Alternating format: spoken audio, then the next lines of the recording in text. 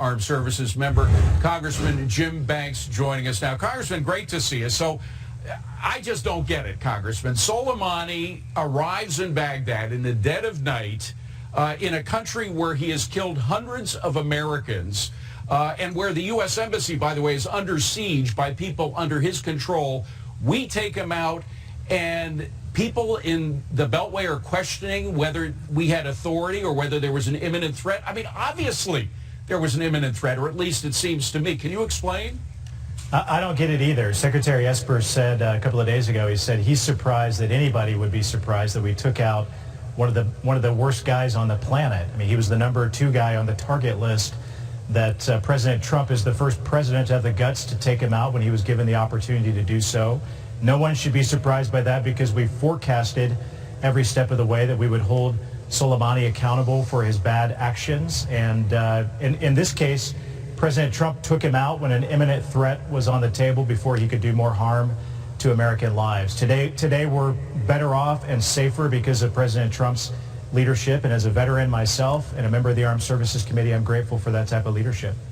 But, you know, when we look at the, hear the Democratic, rhetoric in terms of, yeah, he was a bad guy, but he killed Americans, but you know what? They need to get their butts out the way, right? So President Trump can do what he needs to do to keep America safe, right? Because that's the main objective. But you know what else can the president do other than sanctions, and because he has to handle that situation, right? To reduce those threats internationally. But what can he do to try to reel these Democrats in, to try to work with them going forward? There are some Democrats here on Capitol Hill, I'm sure you're not surprised by this, who just are fully unwilling to work with this president. I mean, I remember before the president authorized this strike on Soleimani, a question that many Democrats were asking was, why wasn't the president being tougher on Iran? Then the day that he took out Soleimani, it was the president's getting us into World War III. They're not consistent across the board, and some of them are fully unwilling to work with this president and commander-in-chief. But let me do say this.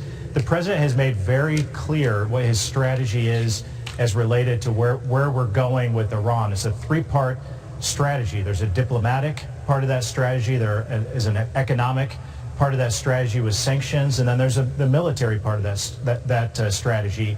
That threefold strategy is put together with the focus of bringing Iran back to the table so we can negotiate a deal with Iran that will prevent them from ever getting nuclear weapons and will stop the flow of money that Iran sends to terrorist proxy groups like Hezbollah. The president's been very clear about that, and his tough actions over the past few days prove that he's willing to do whatever it takes to get there. Congressman, thank you so much for your service, to all those who are serving now, to their families. We can't thank you enough. I want to ask you a bit about what you said the president's strategy, not a part of the president's strategy, however, is regime change. Why not, if this is a country and a theocracy that has been targeting Americans, killing them for the better part of 40 years? Well, the president has many options on the table, and he should have every option available to him to ultimately keep America safe and secure. The president's approach to foreign policy is not lost on anyone. It's a realist foreign policy approach versus the approach of the past administrations to get us into long-term, never-ending wars in the Middle East. The president doesn't want that, and his approach has been very different. At the end of the day, the president's hope is that the maximum pressure campaign, putting a stranglehold on the Iranian economy, which, by the way, is working. The Iranian economy is Their economy is literally in the red and sinking further and further every single day. That maximum pressure campaign is working and putting the type of pressure on Iran to bring them back to the table. I believe it's only a matter of time before Iran comes to their senses, comes back to the table, and works with this administration to strike a better deal. Congressman, I've been watching this region as an investor for decades, and historically, you wouldn't see a general who's basically a second-tier player in the region, particularly one who used proxies all the time. I mean, he was always trying to keep himself arm's length from the actual conflict or taking responsibility for it, and he was very successful. After all, he's been an operative over multiple U.S. administrations. All of a sudden, this is a complete change in policy. We've taken out a second-tier general. We don't care that he has a proxy arm's length relationship. He's gone. Now, for investors, this is new. Is this a new if you think about it from the administration's policy, should I start thinking about other proxy players in the same way, that they now have a new risk they never had in the past?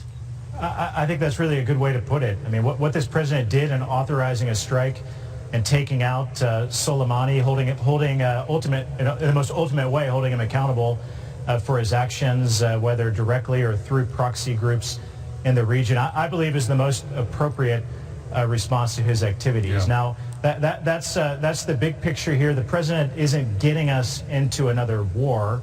He's reacting to the provocations of Soleimani, of the Iranian regime, which has last week killed an American contractor, harmed a number of our troops directly through their actions, through propped up proxy groups in the region. The very fact that Soleimani was in Iraq to begin with shows you that he was up to no good and a part of activities that were against the interests of America and our allies. So the president's approach is the right one, and I think moving forward that's going to become even more and more clear.